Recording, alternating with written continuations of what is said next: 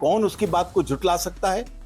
और मेरा यह मानना है, कांग्रेस के हाथ खून से रंगे हुए हैं। यदि समय रहते समाज नहीं जागता तो गुड़गांव में भी एक और मेवात हो जाता।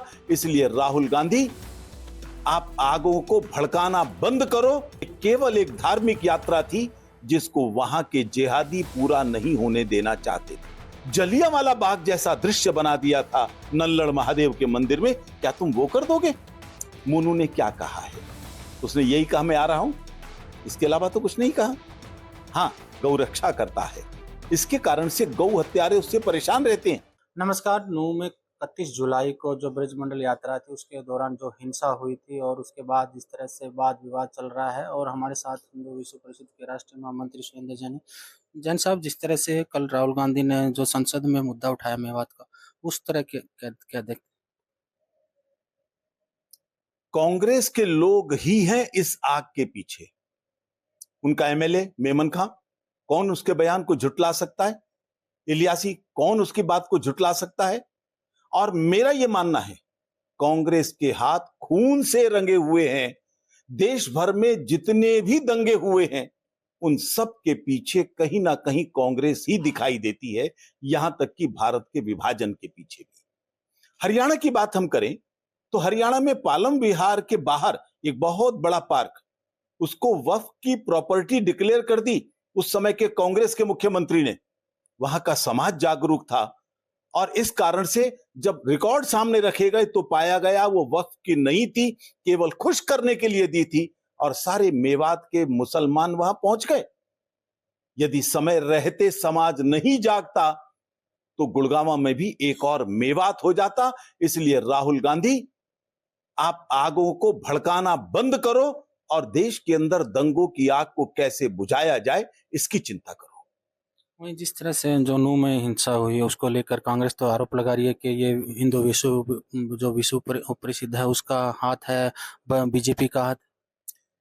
मेरा एक बयान दिखा दें इसमें दंगे की बात की हो।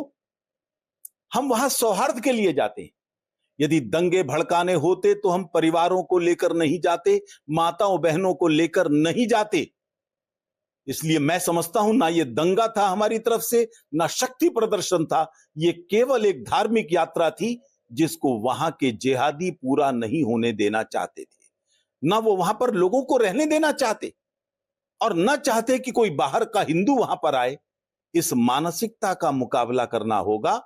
लाशों के ऊपर राजनीति मत खेलिए राहुल जी, ये मैं आपको बार बार कह रहा हूं। वहाँ एक बात और सामने आई है कि जिस दिन जो यात्रा निकली थी उससे पहले वहाँ पर एक गांव की मीटिंग हुई थी। हिंदू जो लोग वहाँ रहते हैं उनको कहा गया था कि आप घरों से बाहर मत निकलना। ये हिंदुओं को नहीं कहा, उन्होंने आपस में तय किया। और इसलिए जब मैं वहां पर गया, मैंने देखा नूह में सारी मुसलमानों की दुकानें बंद है। मैंने पूछा एसएसपी से, मेरे साथ ही बैठे थे, कि आज मुझे कुछ खास बात दिखाई दी। उन्होंने कहा आप थोड़ा जल्दी आए थे, it may be by chance, हो सकता है वो दुकानें खोले। सस्पिशन वहां जाते ही लगने लगा था और बाद में प्रशासन के लोगों ने कहा हमको भी आशंका थी। तो मुझे लगता है जब आशंका थी तो तैयारी क्यों नहीं थी, ये वहां के प्रशासन पर बहुत बड़ा प्रश्न चिन्ह है। वहीं जो बीजेपी के केंद्रीय मंत्री हैं उन्होंने ये सवाल उठाया है कि जिस तरह से वहाँ पर नूह में तो घटना हुई, उसके बाद जिस तरह से गुरुग्राम में हुआ वहाँ तो उनका दोष नहीं था।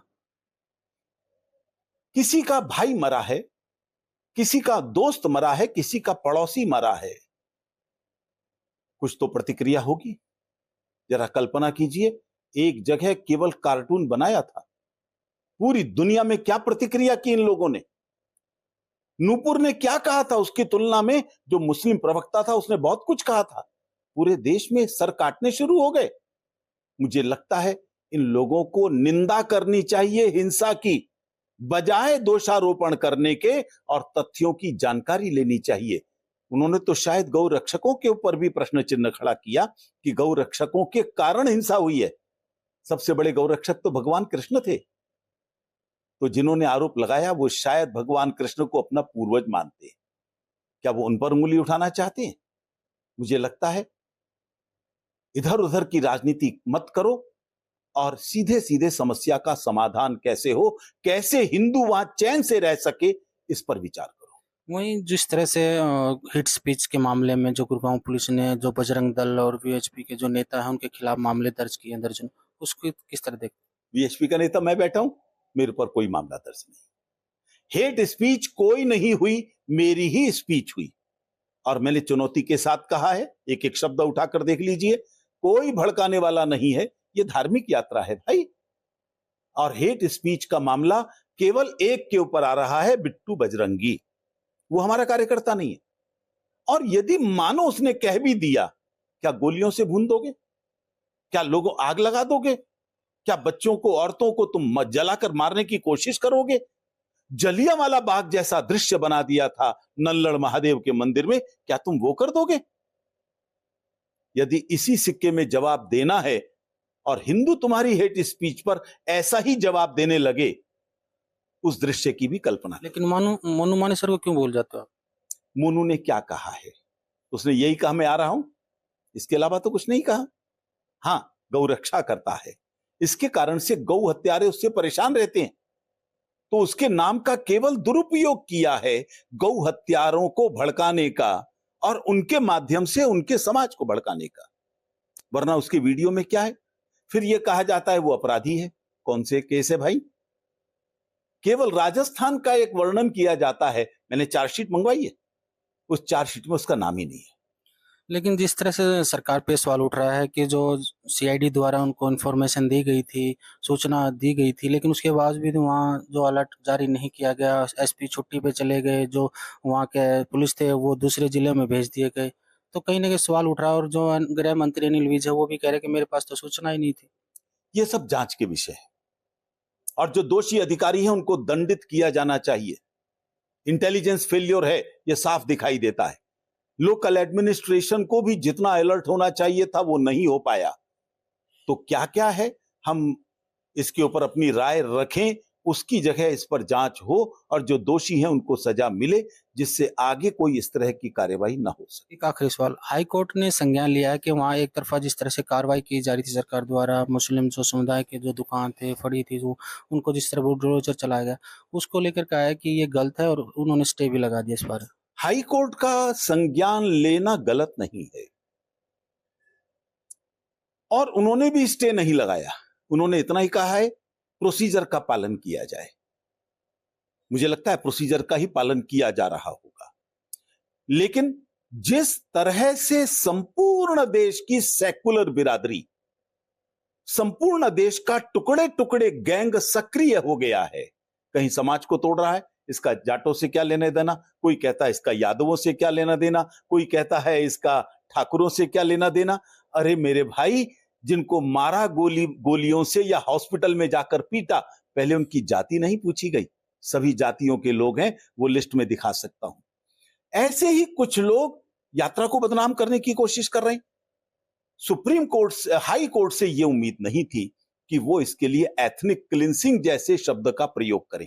वहां एथनिक क्लिंसिंग हो रही है हिंदू की, उन्हें तथ्य मालूम करने चाहिए। 100 से ज्यादा गांव हिंदू शून्य हो गए, 90 से ज्यादा गांव ऐसे हैं जहां 5% से कम हिंदू हैं, इसको कहते हैं एथनिक क्लिंसिंग। मरे हैं वो हिंदू हैं, इसको कहते हैं एथनिक क्लिंसिंग। गोलियां चली हैं हिंदुओं के ऊपर, इसलिए मैं समझता हूं न्यायपालिका को भी टिप्पणी करते समय जिम्मेदारी का ध्यान रखना चाहिए और सेलेक्टिव नहीं होना चाहिए। तो यात्रा दोबारा फिर शुरू होगी आपने कहा? वहां पंचायतें शुरू हो गई हैं। इस बार हमने तय किया है वहां की पंचायतें जो निर्णय करेंगी हम उसके साथ होंगे। यात्रा वहां के समाज को निकालनी है, इसलिए पंचायतें शुरू हो गई हैं। एक बड़ी पंचायत कल परसों में होने वाली है, वो जो भी निर्णय लेंगे हम उसको स्वीकार करेंगे। ये थे सुरेंद्र जैन जी, जिनका कहना था कि जिस तरह से राहुल गांधी ने जो सदन में बयान दिया है वो काफ़ी निंदनीय है, और साथ में जिस तरह से उन्होंने यात्रा को लेकर कहा है कि जो मेवात में अभी जो पंचायतें हो रही हैं, जो भी पंचायत फैसला लेगी उसके आधार पर जो यात्रा रुकी हुई है उसको दोबारा शुरू करने का फैसला ले सकते हैं। हरियाणा तक के लिए रोहतक से मैं सुरेंद्र सिंह।